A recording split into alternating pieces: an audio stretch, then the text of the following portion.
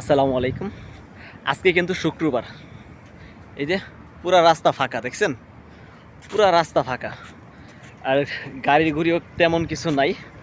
আর একটা মজার জিনিস দেখাই, এদিকেও কিন্তু রাস্তা ফাঁকা, ঠিক আছে? দেখেন, এদিক দিয়েও রাস্তা ফাঁকা। আপনাদের একটা মজার জিনিস দেখাই। মজার জিনিসটা হচ্ছে এইখানে, দেখছেন? হ্যাঁ, এক কেস পানি দেওয়া লাগছে।